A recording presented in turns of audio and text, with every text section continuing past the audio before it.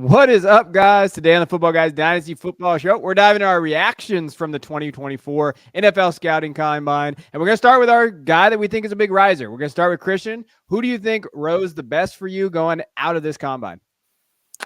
A player I was probably a little too low on, but Ricky Pearsall from Florida. He ran a 4.41 40, bench 17 reps, which was probably the most surprising thing from the combine. He's just a little guy, 6'1", 189. Ran a 6.64 or 3-cone 4.05 shuttle, vertical 42 inches, broad jumped 10 feet 9 inches. Like, this was a crazy athletic combine from Ricky Pearsall. I was looking at him more as he's a good route runner. I think he can get open. I think that there's a chance that he's a solid number 3 at the NFL level, but I'm now looking at him as this is a guy you want in your offense that you can scheme up some touches to. He can make some things happen. I saw a little bit of yards after the catch ability on his film, but I didn't necessarily see that type of athlete. So I do think that he was a big riser coming out of this weekend. Jeff, you wrote a lot about Pearsall. What did you think of his performance? He surprised me. He was my biggest riser too, and Christian took him off the sheet, and Christian got there first. And so congratulations, Christian. But no, he's absolutely my biggest riser. I didn't think the athleticism was there. I thought I saw a lot of talk about his route running, but I don't know. I'm really skeptical of when you hear people talking about route running in college, because if you watch these offenses, so much of it is either like a 9 route or a screenplay, like those types of really easy routes. And so I was a little bit skeptical when I heard that, but definitely the hands have shown up in every single opportunity, and to test at that level, he's really up there for me. He was my biggest riser by quite a bit. Yeah, I mean, he tested well. When you're going back to some of his advanced stats, a lot of people just jot him in as like a slot, but he played 42% of the snaps out wide. He's an outside receiver. Yeah. That's where I was getting to. Thanks, Jeff. So 42% out wide, and then in the slot he was at 56%, but that was probably scheme based. Jeff jumped the gun there when I was trying to talk there, especially he's playing with Graham Mertz, which is all. I mean, actually, he did okay. Graham Mertz had a good year. I can't just crap on Graham Mertz all the time. But when you're looking at that, I do think that he's pretty versatile. So when you're seeing that, you have to like what he weighed in at. You have to like the athleticism that he tested at too. And I think he is versatile. So he is definitely a guy. And in drafts right now, in rookie drafts, man, late third, fourth. I think if you're in startup drafts, he's a value right now outside the top 15 rounds, probably. I'm not a degenerate like Jeff, so I'm not in one right now. But I'm sure he's not getting drafted in the top 15 rounds. So he's definitely one of those guys, those late flyers. My guy, that I think is a good riser is Jalen Wright. We wrote about him as our Football Guys kind of running back one as far as me in terms of, the running back scouting position. We talked about that on a previous show.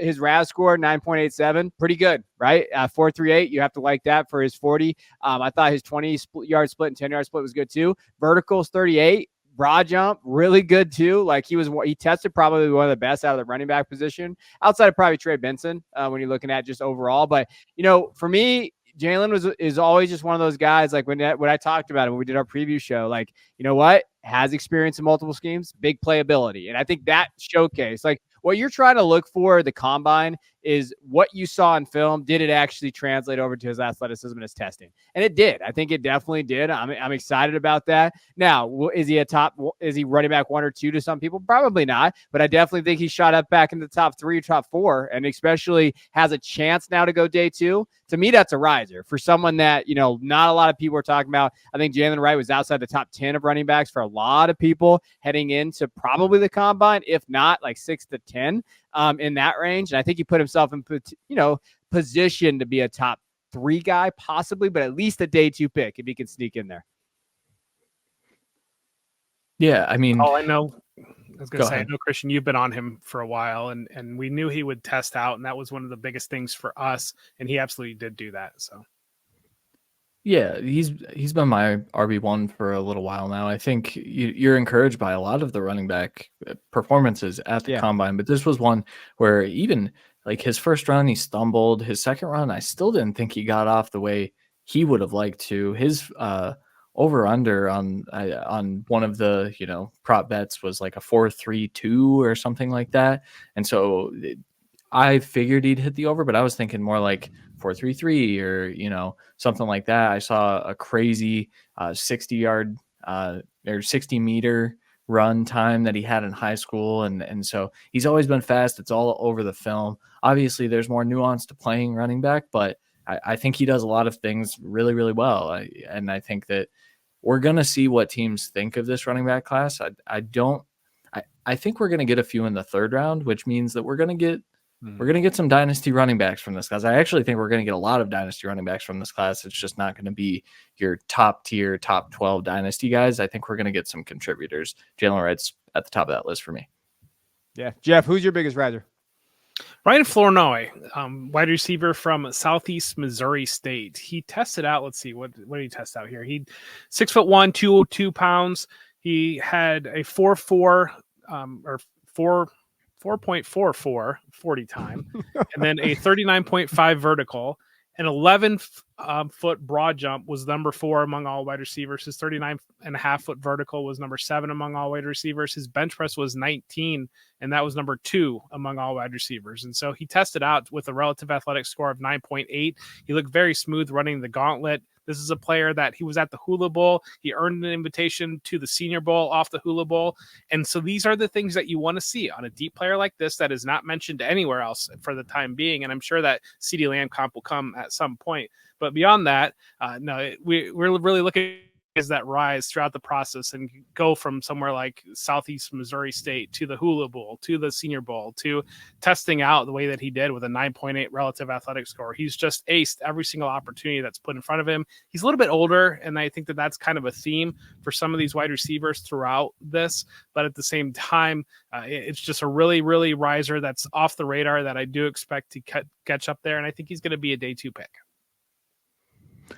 I was going to ask you if you thought that, round 3 was in his cards. I popped on the film after I didn't get to him before you wrote him in the guide, but I popped on the film probably a couple weeks ago. It was around Senior Bowl time, but man, I mean, the kid can move. He's got good hands. He attacks the ball correctly. Like you add in all of that athleticism, and it's like, I see a player I really like here. So I don't know exactly where he's landing in my wide receiver ranks off the top of my head, but definitely higher than, the non-existent that he is on most rankings at this point.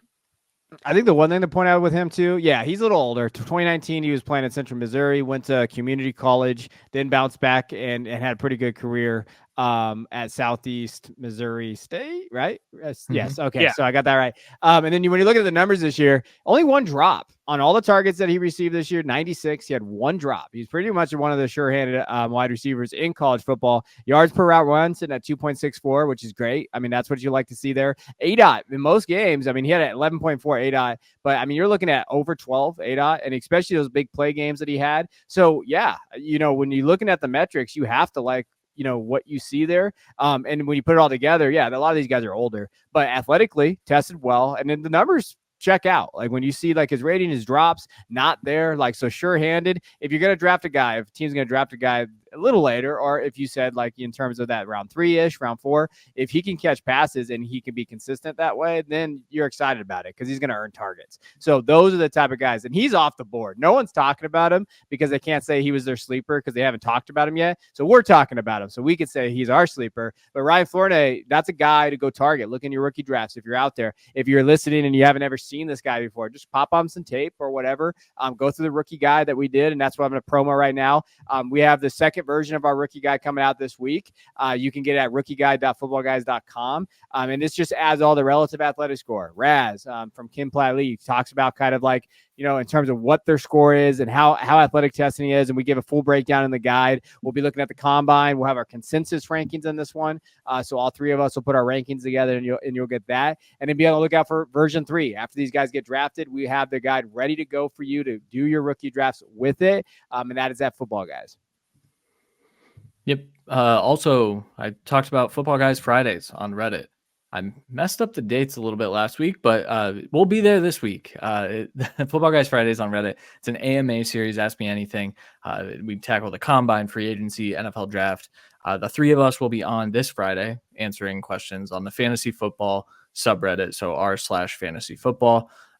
We've got a ton of guests, though, from Football Guys. Every week after that, Dave and Alfredo are going on there. Jagger May's going on there. Sigmund Bloom's going on there. Matt Waldman will be on there early April. So every Friday, just tune in to Reddit, the subreddit for fantasy football, and Football Guys, the analysts will be over there.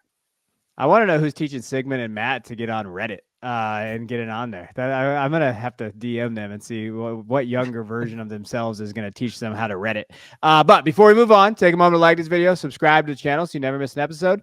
Comment below with your thoughts on the combine. Who do you think did well? We're going to be diving into the other positions right now. So if you're watching on YouTube, comment. Who do you think did well? Who do you think did not test well on the podcast? Leave a review and tell us that. Tell us the same thing. Hey, Xavier Worthy, fastest man alive, or whatever you want to do there. Just make sure it's a 5-star. But let's get in the quarterback. So just overall, Caleb, Drake, Jaden really opted out of pretty much everything. They did some interviews and they kind of talked about some things, but they didn't throw. Obviously, quarterbacks at this point, I don't see why you throw, to be honest with you. Like, you have everything to lose and really nothing to gain if you're one of these top guys. Michael Penix Jr. was there. He definitely threw. JJ went through all the testing there. Bo Nix, Keaton Slovis, threw him in here just to watch Christian's reaction.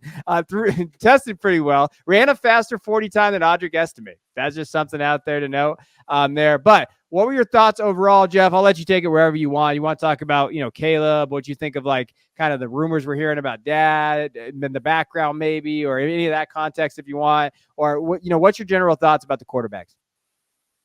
I mean, it's interesting the way that some quarterbacks either participated or chose not to participate, in the way that they really took control of the combine this year. And the hype has been there for Caleb Williams, especially. And then we've got Jaden Daniels coming off of that Heisman Trophy season.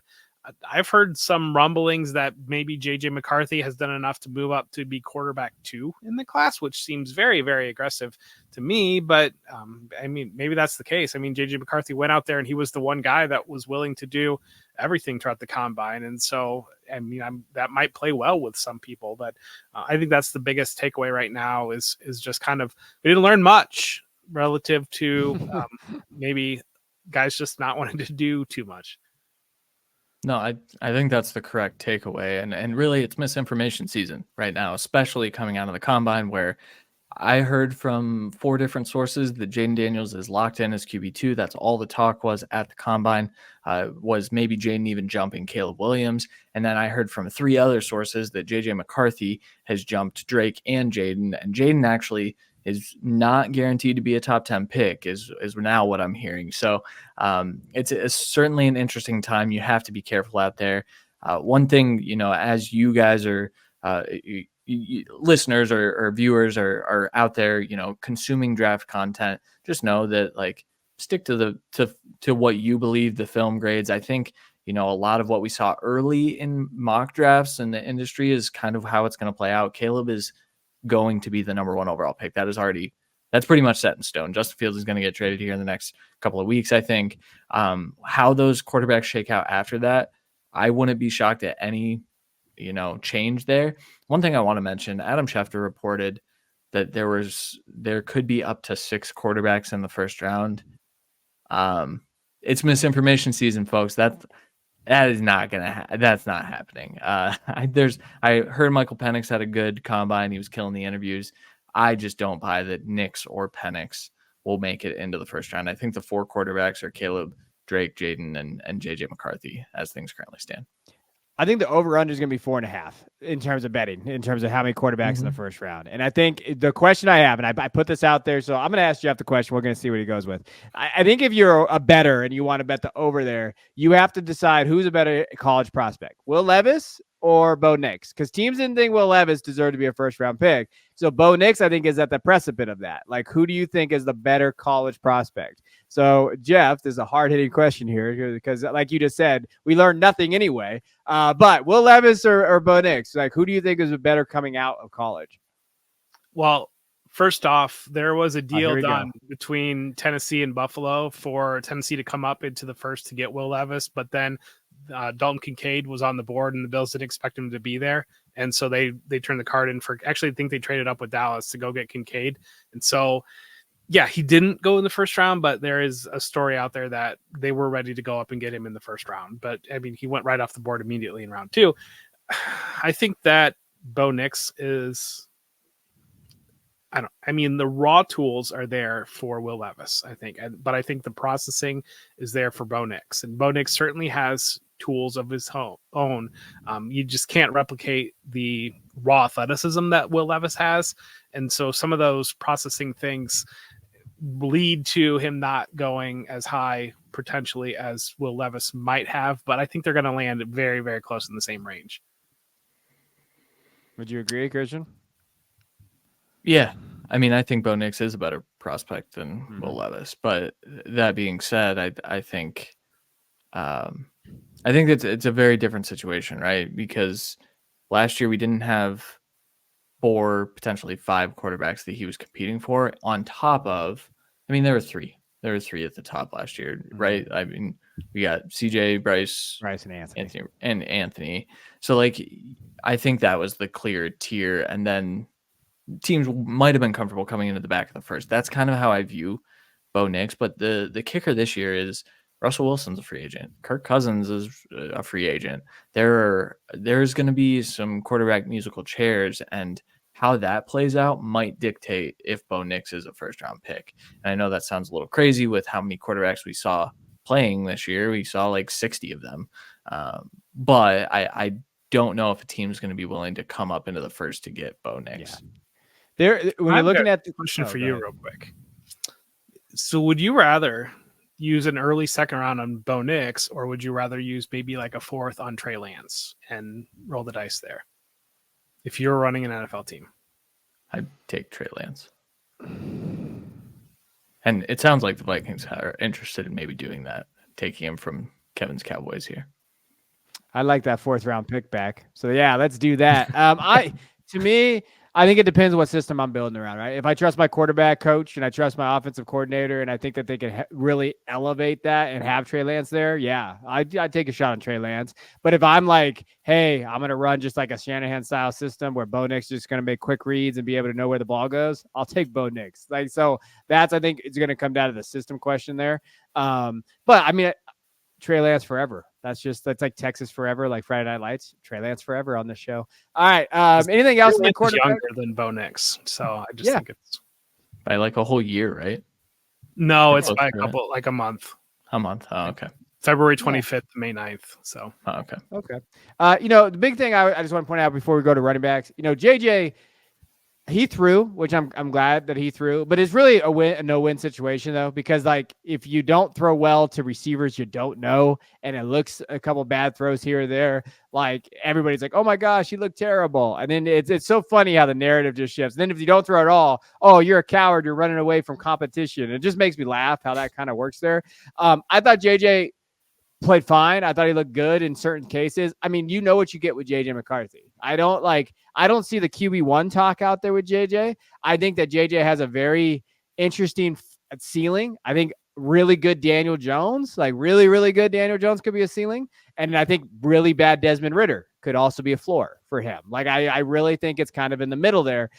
So, it really comes down to, again, for him, definitely, I'd love to see him go with O'Connell at the Vikings. Like, that would be a perfect spot for him, or somewhere like that. It's just somewhere that's going to build him up there. But I mean, I'm obviously not as high on JJ as some out there talking about his QB1 or 2 status. But yeah, if he gets the right system, I appreciate him actually throwing. I guess that's the point. I appreciate him go out there and competing, and I like that. And he does have athleticism that you like to see there. But I don't think he did enough to get himself in the top 3 as people are talking about. You did bury the lead a little bit though. JJ McCarthy weighed in at 219 pounds, which there was a big question. I mean, he was thin out there, and he kind of, every time he got sacked, you were kind of holding your breath, and people were making Zach Wilson comparisons, and I never really saw that. JJ McCarthy put on at least 10 pounds from January until now, and so everyone's like, oh, it's water weight. I don't think so. The kid always had room to put muscle on. He was just a kid. I made a joke on Twitter. It said, he grew from a boy to a man after winning a national championship, and it kind of looks like it. I mean, he looks healthy, and it looks like he's ready to lead a franchise. And all the reports, the part that I hate about the combine is that we don't get access to the interviews, and it sounds like that's where JJ made that move up potentially into the top 3 is, with those leadership things that Jim Harbaugh always talks about with him. So I'm curious to see how that plays out because, I mean, from a film perspective, just film, not with regard to fantasy football, I think I can argue that JJ's a better player or will be a better player than Jaden Daniels, which I know is kind of a hot take at this point. But and for fantasy, I'm still taking Jaden Daniels no matter what in that scenario. But I think from an NFL evaluation standpoint, I could see JJ being better. So. And to be clear, Daniels before I is get canceled, too- hold on, let me not get canceled. My ceiling and my floor thing was a fantasy take, so please don't like come after me there. For everybody out there listening, that was a fantasy take. But go ahead, Jeff. Daniels is a full 2 years older than JJ McCarthy too. Yeah. And I mean, I think that JJ McCarthy in 2 years in college would probably be putting up some pretty good numbers. Yeah. All right, let's go to running backs because I thought the running backs had a really good showing. You know, there was a lot of talk about the running backs not being great. But, you know, I've been really harping on this, you know, on the show, but just in general, like they all have some pretty great skill sets that translate to teams. They're going to find these teams and they have skill sets. Blake Corum, Bucky Irby didn't test well, but I guess did well in drills, right? Keelan Robinson out there, he got the invite and, you know, maybe wide receiver kind of, you know, skills, everything there. Tyrone Tracy, Isaac Durando, man, that guy had one of the best showings in terms of relative athletic score out there.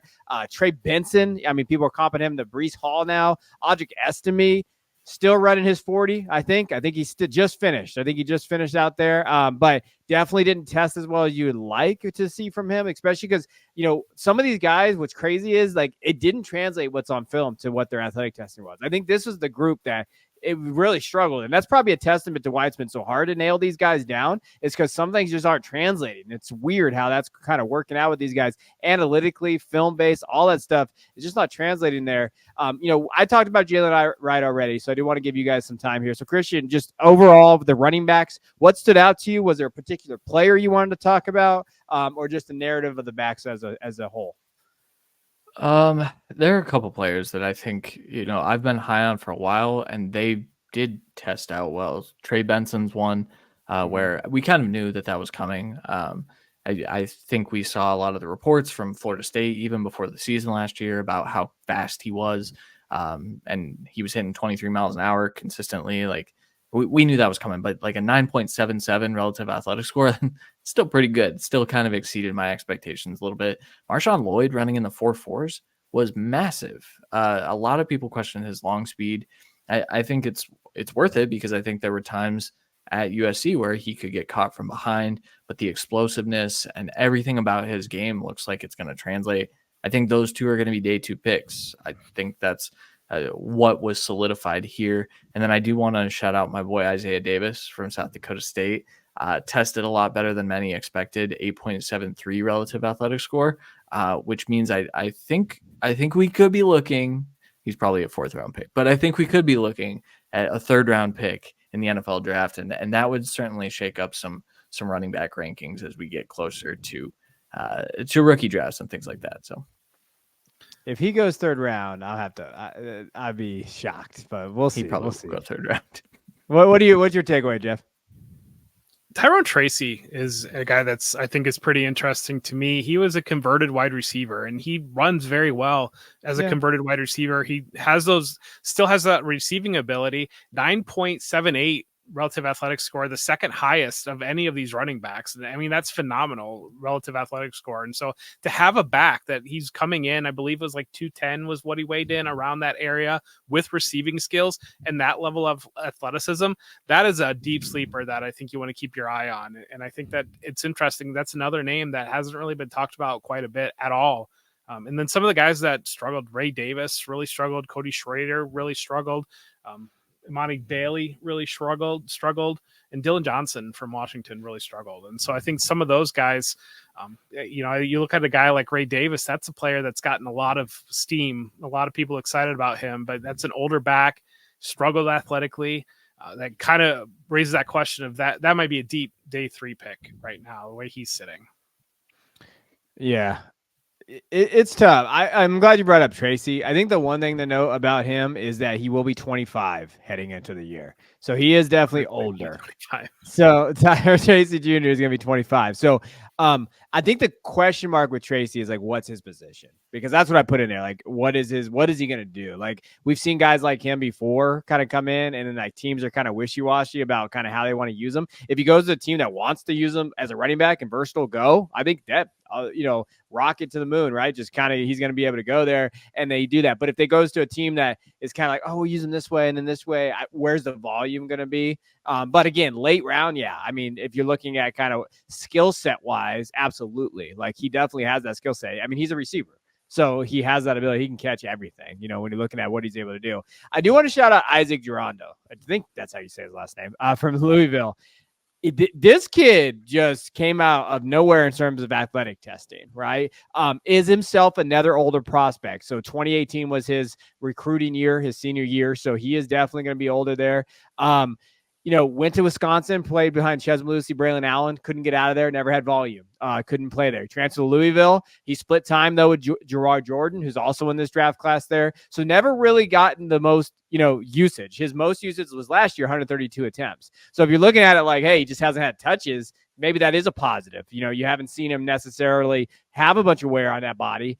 Coming in at 5'10-ish, 220, I think what he was at, like, and running what he ran, like 4.33. When you look at that, you're just like, hey, that's exciting. Like, that's something that I really like. You have to take notice now because we've seen this. He's getting kind of comps to Isaiah Pacheco, those type of things. But if he can get in there and gets that capital, or just gets a chance to compete as a running back 2 on a depth chart, he's someone that you absolutely have to go out there and kind of target. He's going in 4th round still in rookie drafts. He's still a value, I think, because he's still unknown. It's just like, oh, he tested well. But to me, he was the standout. Like, he was one of those guys that, I mean, we could talk about at the beginning of the show, talking about kind of who our biggest risers were. I think I think he at least is going to get drafted now. And that's not something that was going to happen before the combine. Yeah, I mean, you got to adjust your ranks there with him. I mean, you just have to. I think an interesting point, Keelan Robinson, I know, and Dylan Lobb, the running back from New Hampshire, I think is where he's from. They were asked to work out with the wide receivers, and then Malachi Corley was asked to work out with the running backs. And I think that's an interesting kind of little side note development. And we didn't really get testing from Corley, but these teams are looking for these guys that maybe they can move through to some different positions. Lobb was a crazy athlete too. 9.21 relative athletic score, which I think you could see on film, but his receiving ability is special. I don't know how much of a runner he is. One other player, I hate to end on a downer. No, you don't. No, it's actually, I do enjoy it. But Bucky Irving had a pretty devastating combine. And before I've already seen it, before people start saying, oh, well, he can be Kyron Williams. Kyron Williams had a bad combine. Kyron Williams is Kyron Williams because he's a great pass blocker. He's incredibly skilled between the tackles for a player his size. I think Bucky Irving is skilled between the tackles, but I don't think he's incredibly skilled. He doesn't have the film that Kyron did in college. And Bucky Irving is a terrible pass blocker. And so it's something that Kevin has noted. I was higher on Bucky. This is kind of an admitting that I was probably pretty wrong with where I was ranking Bucky Irving 2 weeks ago. But to me, I still think that he can find a role as a receiving back. I do think that. But I also would guess that he's a day 3 pick with an RB3 path and has to stumble upon a receiving role instead of they're drafting him to play this specific role. I think we're going to be lucky if he gets one. So 192 pounds probably isn't going to cut it. And I know size isn't, we talk about it all the time, thin players, skinny players, whatever you want to call them, they can be successful, but not with the way Bucky plays, I don't think. He wasn't the best running back on Oregon. Jordan James is better running back than Bucky Irvin, and so that's a name for you out in Devy land. Jordan James, if he's available in your Devy league, I'd be stashing him up because I think he's going to have a massive season. But a lot of Irvin, talk about the receiving numbers were there, but a lot of that was allowing Troy Franklin allowing Tez Walker to run guys off and then hitting him in the flat. A lot of their scheme design was to get the ball to him out in the flat and those short passes to get the ball out of Bo Nix's hands. And even then, he wasn't making guys miss. It was just that he was difficult to tackle because he's compact and he was able to spin out of a lot of tackles from defensive backs. I think the thing too, I'm not like throwing dirt on anybody after what Kyron Williams has done. So like I'm kind of like I'm changing my tune on that. Like that's just something that I've adapted to. But I comped him to Giovanni Bernard in the draft guide, and I think he's close to that. I think that he could, it's looking like that as well because he is an excellent pass catcher. But pass blocking is non-existent. He is one of the worst graded pass blockers in college football this last year. And I had Oregon fans coming after me the other day. He's like, he doesn't need the pass block. He's just going to catch. Not with those testing numbers and not with his inability to pass block at all. Like he's got to do something out there. Like this isn't college football in the Pac-12 anymore. Like this is NFL and he's going to get quarterbacks killed wherever he gets drafted to. We'd be remiss not to talk about Trey Benson, just absolutely crushing it in terms of his testing and everything there. To me, when I put down in the rundown, when I wrote about in the guide, Trey Benson has the ability to be one of the only backs in this class to be a complete 3-down back. And I think that's part of it. He can do that. Jeff, for you, is he your running back one right now? Yeah, I think so. I kind of had him and Lloyd as my 1 and 2, I believe, in my ranks before. And then seeing that 4-3-9, I think kind of nudges him up there just a little bit. So okay. Christian, same thing. He's my 3. I have Jalen Wright and Marshawn Lloyd just slightly ahead of him. But from a film only, taking out the production grade that I put in, Trey Benson would be RB2 behind Jalen Wright, who I still think is RB1. He's in my top 3 too. Rank running backs, to be honest with you. I just want to see where guys land. I mean, last year we were so excited about Tajay Spears and Zach Charbonnet and Kendry Miller, and then walking out of the draft, every single one of them was stocked down. And I think that that's the biggest thing. I think that we've talked about 8 or so running backs in this class. And I've said before that if you're in a rookie draft, kind of operate maybe towards that back 8 and hope that things work out well for you relative to pushing one of these guys up into the first round, because we are seeing random guys get pushed up into the first round. Yeah. I think the one thing, I did a mock draft of Ryan McDowell from DLF, and they had landing spots already determined. And some of these running backs went to terrible landing spots, like with teams, already having the premier guy on their roster that even in the 3rd round, and you're like, oh, I don't want to draft him here. I don't want to draft this guy here, because that's what happens with the running backs. So to your point, yeah, ranking's dumb, but we do it because we have to. And we're contractually obligated to do by football guys. But I think it is funny to kind of go through. To me, those are my top 3 guys in that: Benson, Lloyd, and Wright. I was a little lower on Benson, probably, that I should have been in the first edition of the guide. But I just wanted to see the testing, and we're going to see how that translated. Now we did. Now we're going to adjust and kind of make our amends there. But all right, so that's quarterbacks and running backs. We are going to dive into the other positions and do a little bit of Dynasty news. But Christian will take us out there. Yeah, and we're going to do that over on the podcast. And the full version of every show can be found on Apple Podcasts, Spotify, or wherever you get your podcast. Make sure you head over to your favorite podcast app, search up the Football Guys Dynasty Football Show, subscribe, leave us a review, and we'll see you over there.